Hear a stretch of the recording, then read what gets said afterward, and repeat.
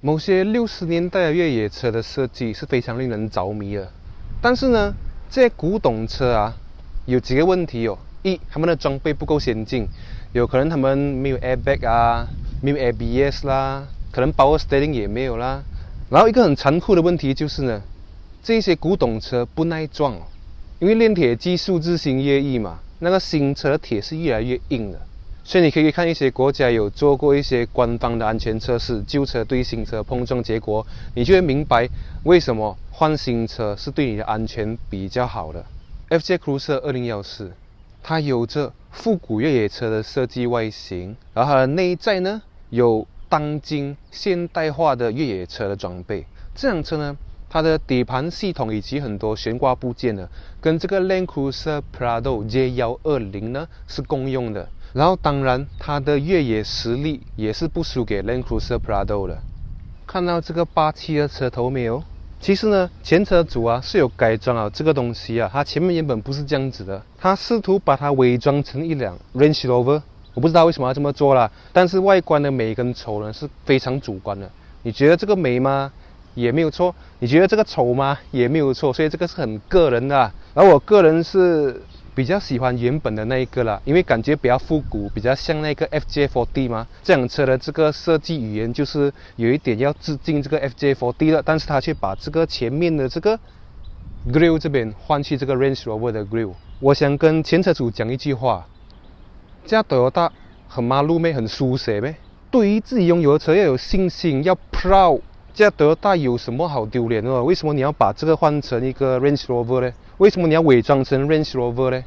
然后这辆车的二手价是超过 Range Rover， 你懂吗？如果你想要 Range Rover， 你直接买一辆二手的 Range Rover 不是好了咯？这个东西我不能理解啦，但是我也不能批评太多，因为这是个人口味的东西。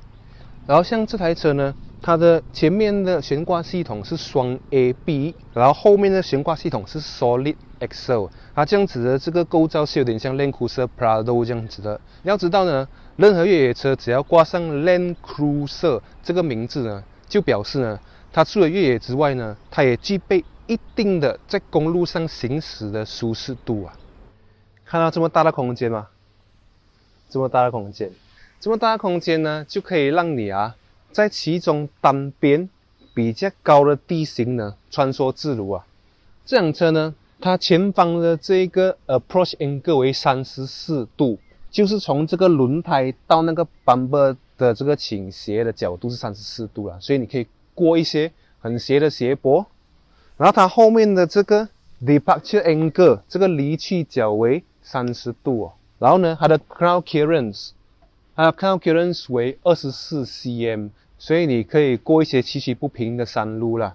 然后它的车底方面呢，也装备了许多的防刮板啊，还有许多这些重点部位都做了防锈的处理啦。所以这辆车是可以带你上山下海的哦。下海，它这辆车的涉水深度为70 cm， 也就是说呢，如果你前方有一个小河，那个小河的这个水的深度如果是少过70 cm 的话，你就可以过那条河啦。这台车呢，它搭载的是一具 4.0 公升的 V6 引擎哦，所以呢，它可以爆发出260匹的马力以及367 Nm 的扭力。这样子的马力输出，你感觉好像有一点大，其实它是不大的。为什么呢？因为你拿260匹呢，拿来除以一个4 liter， 你就会得到它每 liter 只有65 HP， 其实还输给 Myvi 1.3 哦。所以这个就是典型的 Toyota 咯。它为了提高这个引擎的耐操程度，它就调低了它的马力输出啊，所以这个是有好有坏啦。然后当然这台车是不慢的，它0到100的加速呢 7.8 秒就可以做到。像这样子的数目字呢，摆在今天来看呢，还是非常的不错的。只是它入税有点贵啦，3000多块啦，所以每年的还入税的时候呢，你的牙齿可能会痛啊。Oh my goodness， 这辆车的这个后座空间表现我还没有上到去就知道是有限公司了的啦。哎呦，后座空间表现是刚好 OK， 还不差啦，有4根手指的距离，但是我感觉后面的这个靠背很直哦。然后头顶的空间表现哇好多啊，有一个拳头以上的这个空间表现我的头顶啊。然后它很贴心哦，它怕你走那些啊不平的路啊，所以呢它这边有一个扶手给你扶，看到没有？这边有一个扶手，所以啊你越野的时候啊，后面的乘客就有一个东西好抓了，这个是不错的。然后发现到这辆车它的椅子设计啊，非常的好，非常的柔软哦，好像床一样哦。所以你过那些碎石路的时候啊，就不会震到你的屁股痛哦。OK， 你看这边也是有一个扶手，可以给你上车的时候用。然后这辆车呢，它的这个内装啊，它不是走豪华路线的，它内装是走耐用、容易清理的路线的。然后你可以看到前面这边是 hard plastic， 然后整个这个部分非常的平哦。它设计语言是给你一个很阳刚、很认真要越野的感觉啦。然后方向盘的握感其实是蛮好的，虽然你会感觉有点 cheap 这样啦，但是这个很实用，因为它又够软，然后你又很容易抓，然后整体给你的感觉就是蛮粗犷的一个感觉了。OK， 各位亲爱的观众朋友，现在我就给你看一下这辆车有什么特别的地方。第一个特别的地方就是呢，你有发现到吗？它有3个雨刷哦，3个雨刷的设计，所以这样子呢就可以 cover 到整个大径啦。如果你在森林越野的时候啊，有一坡这个烂泥啪过来的话呢，你有3个这个水扫就可以清除掉这些烂泥。然后你有注意到吗？它的大径非常的直哦，你看。所以这样子的大径呢，可以给你一种很阳刚、很猛的感觉，很像那种 Hammer 啊，很像那种复古的越野车啊。OK， 然后像这辆车的bumper这边是蛮特别的。如果啊你刮到的是这一块是吗？它可以拆这一块不好的，就是说它这个跟这个是可以拆开来的。OK， 然后这辆车的门也是蛮特别的。你如果要开后门呢，你一定要先开这个前门。你开了这个前门之后，这个后门是吗？里面就有一个 switch， 看到没有？就是这个 switch 让你开后门。然后我有留意到呢，它开门关门的时候那个声音是蛮扎实的，你看啊，关的时候，哦，蛮扎实的。然后你开，哦，很扎实。然后呢，关门的时候呢，你要先关这个后门才可以关这个前门哦。如果你单单的关前门，它是关不到的。你看啊。你看，它是完全关不到的，因为呢，它这边这个锁是吗？它对应的是后面这边的这个锁，所以呢，你必须要先关这个后面的这个门呢，你的前门才可以顺利的关得到。哦，整体非常的 solid 给你的感觉。然后呢，它的后面的 boot 的门这边呢，它也是蛮特别的。后面的 boot 的门这边，你这样子开是吗？它是好像一个很大的门这样子，单方向这样子开的，是往左开啦。然后你可以看到这个门呢，这边呢它有加装了这个 absorber， 所以这个 absorber 其实是蛮安全的，因为有这个 absorber 的那个门就没有这样容易被风吹到关起来。你想象一下，如果你在这边搬东西是吗？这样大的门突然间被风吹到 boom 跟你夹下去啊，我看啊不是小事啊，所以有这个 absorber 是算一个安全的考量啦，是不错的。然后你可以发现到呢，这辆车你看它这边这个是一个类似像防刮材质这样子，很耐刮的，这个蛮贴心啦。然后这辆车呢，看它这辆车有一个很难得的地方哦，它车内啊跟车尾的底座这边呢，它都是用这种容易清理的 plastic， 所以就算是你的鞋子啊全部是烂泥是吗？踩进去里面也无所谓哦。我给你看一下，你看啊，就算你啊整只脚全部是烂泥，对不对？你看它的底座，看到没有？它的底座是这种啊容易清理的这种 plastic 哦，你看。所以这个是减少很多烦恼啦，因为像普通的车这边是像布这样子的嘛，它这个是你看这种耐脏的这种 rubber 啦。然后你看这个后面的窗口这边呢，居然会有 absorber， 为什么会有 absorber 呢？你看啊，这个是这辆车一个很特别的设计。你向左转是 unlock 这边这个大门嘛，对不对？如果你向右转是锁掉这个大门嘛，对不对？你锁大门之后呢，你这个东西再向右转，你就会听到一声开门的声音，它开的就是这一扇窗口。所以呢，如果你只是想要拿一点点东西呢，你不用开到整个门哦，你开这边是吗？你就可以伸手进去拿你要的东西哦。所以就是向右转锁门之后呢，再转多一下，后一个2秒，它这边后面的这个窗口就会开掉了啦。你看啊，它后面窗口这边的这个 Asober 是 KYB 的哦。我时常跟朋友讲 KYB 是名牌，他们不大相信哦。然后这辆车呢，它的后面这边这个 rear seat 啊，你要放倒它呢，它是有几个步骤的。第一个步骤就是你的后座的底下有一个这个拉条，你给它拉一下，把这个后座的底座部分拉起来。然后呢，它这个后座的后面这边有一个按钮，你跟它按一下，这样子它就可以放平后面的这个 seat 了咯。像如果在车里面呢，你可以看到它的仪表盘的设计是比较简单啦。这仪表盘有一个坏处哦，当你跑100亿的时候，你会有一点紧张哦，因为它跑100亿的时候呢，它已经走到整个表的差不多60%了，你就有一个心理压力啦。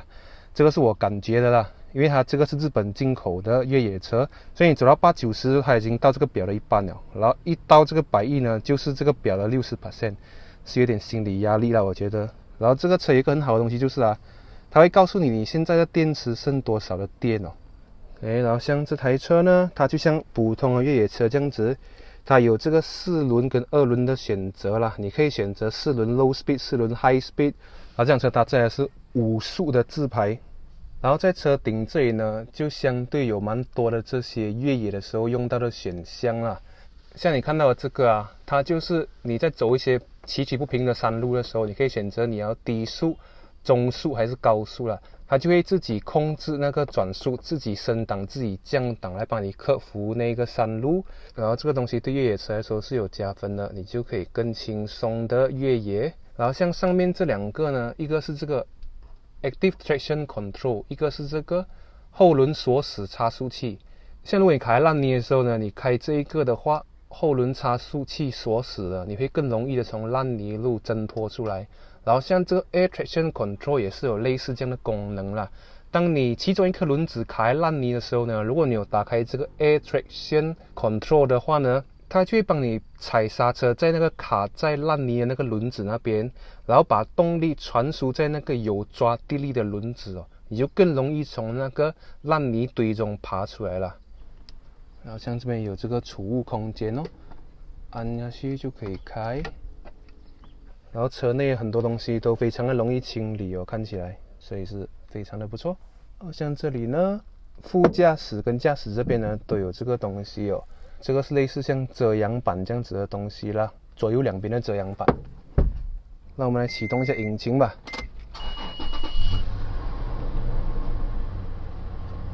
OK， 这辆车呢，它的行驶里数为77926，接近8万公里了。Alright， 各位亲爱的观众朋友们呢，现在我即将给你试驾一下这一台2014年 FJ Cruiser。首先我要赞扬一下，就是呢，它的引擎非常的柔顺哦，不像一般的那些越野车啊，引擎都是比较粗糙的，有可能是因为一般的越野车都是用柴油车，或者就算是像别的越野车呢，用汽油引擎越野车呢，运转的也没有这个那么平顺哦。所以有可能这个是 V6 引擎的特性啦。V6 引擎都是比较柔顺、比较平顺的，相较于像那个 Toyota Fortuner 的汽油版本呢，都没有这个那么柔顺哦。这个真的如丝般柔顺。你看啊，现在呢，我停车的时候，那个 RPM 在600转左右，然后我丝毫感觉不到这个车有引擎的声音，还是那个方向盘有这个引擎的震动。车里面我摸那个车包是吗？车门是吗？完全感受不到那个引擎的震动，所以它这个引擎的那个平顺程度啊是相当的平顺啦，这点是值得称赞的。然后呢，它的方向盘是有一点点重，有可能是因为车重比较重的关系。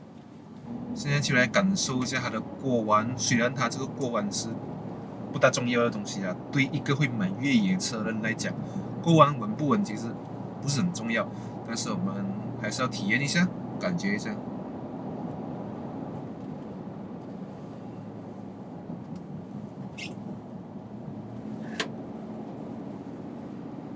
诶，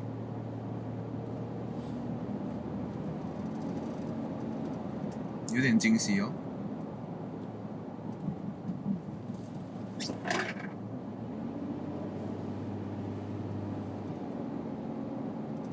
其实是 OK 的，它的这个过弯啊，还有它压过坑洞的那个处理方式。当然，你不会跟其他像那些非越野型的 SUV 比较啦，也不会跟房车比较。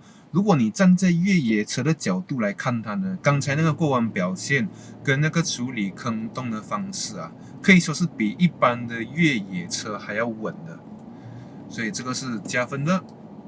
OK， 它的刹车器我很喜欢，它踩下去的时候呢，它不会突然间这样子 jam 一下，它是非常的线性的，跟 Mazda 的 brake 有一点像。然后现在我们出了大陆了哦，现在时速在50，然后我现在测试啊，时速50，我突然间踩大油，它加速表现是如何啊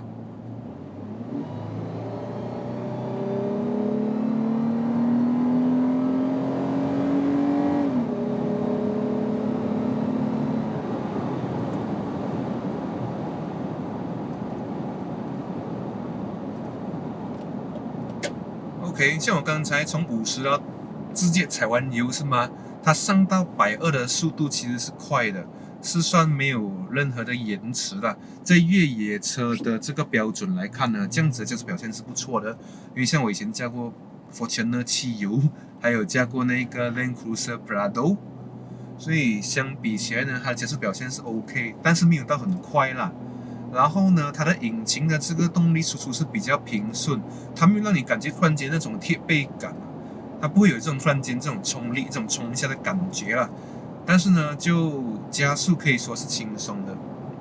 然后这台车的车重呢超过2吨，有这样子的加速表现是还 OK 啦，因为它0到100的数据是7.8秒。我们再来加速啊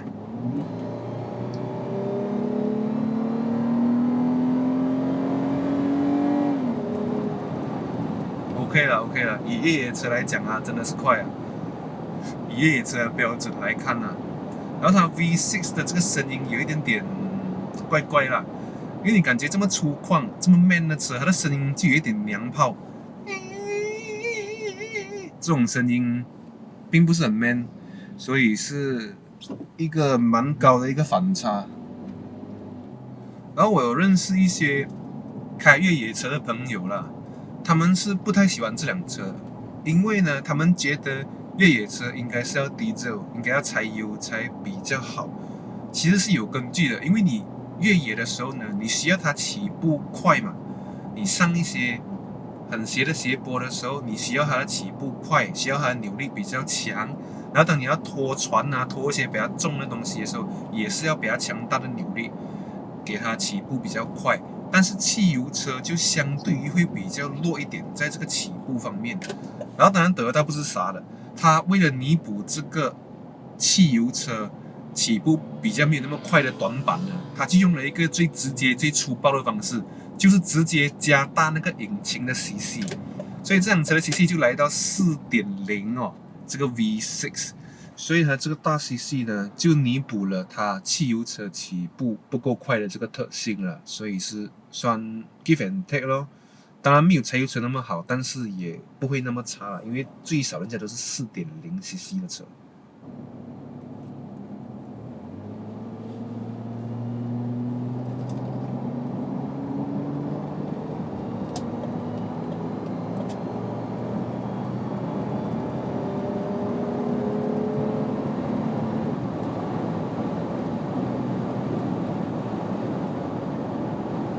哦，它的高速稳定性啊是不错的嘞，我刚才把速度加到120以上是吗？还是蛮稳的。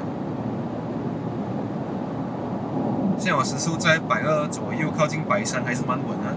只是这辆车的风声有一点大声，因为呢，有可能啦，因为这辆车它的这个大径很直嘛，所以它整个车头的撞风面积变大了，所以变成它超过100的时候，那个风噪声有一点明显啦。可是它的高速稳定性真的是不错，真的是有别于一般的越野车。啊，这辆车前面的这个行车视野哦，可以说是非常的宽阔啦。它的死角是很少的，因为它大镜在非常的前面，然后它这个 A 柱呢，它的位置又很少挡到那些死角的东西啦。来，让我们以比较快的速度来过这个 hump， 看一下是怎样的感觉。蛮爽的哦。我又找到这辆车的其中一个独特的 selling point， 就是它过那个龟背的时候，可以以比较快的速度过这个龟背，然后也不会觉得非常不舒服。让我来表演多一次。OK 哇，越野车就是这样爽。那你感觉很巧妙哦，它的这个悬挂系统呢，把那个多余的弹跳吸收到很好，它不会说你快速过那个龟背，它就呜这样子，它是很扎实的，你感觉它的悬挂系统。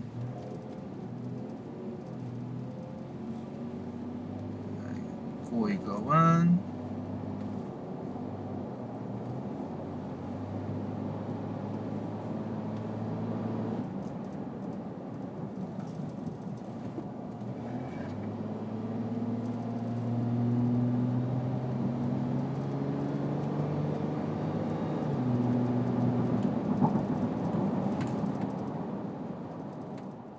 又到了今天影片的尾声，我要感谢今天的赞助商 SCM Premium 借我这辆车做这个 review。然后如果你想找任何的二手车啊，还是对二手车有什么疑问啊，你可以联系他们，他们可以给你一个专业的咨询啦。所以我总结来说呢，这辆车给我的感觉是，它驾驶体验啊有别于一般的越野车，它比一般的越野车还要舒服。然后它高速的稳定性比一般的越野车还要好，然后它处理坑洞的方式呢是好过一般的越野车，它没有那么挑啦。然后再来它的加速表现呢是蛮不错的。然后这辆车的外形非常的漂亮咯，你可以看到它是一个复古的一个外形啦，非常的拉风。然后这辆车在很多细节处理方面呢都体现出Toyota的细心啦。然后关于这辆车我不喜欢它的地方呢，第一就是可能它油耗会偏高，它的油耗呢差不多是1litre走6到7公里罢了，因为它非常的大辆，然后 CC 很大。然后第二个缺点我觉得就是呢，它的 CC 太大，导致它的路税有一点贵啊，它路税1年呢要3000多块。然后再来第三个缺点是它跑快的时候呢，那个风噪声会比较大声，因为呢它前面的这个大径很直嘛，它很直呢，它就一直撞到风啊，它整个车头的撞风面积就变大，所以那个风噪声是比较大声，尤其是你的速度超过100的时候啦。所以总结来说，如果我有钱的话呢，我是会买一辆这个车来收藏的，因为它目前已经停产了，所以它很有这个收藏价值啊。好了，今天分享就到这里。如果你喜欢我的影片的话，记得给我一个赞，然后记得订阅我的频道，这样子你就不会错过任何的更新。谢谢你。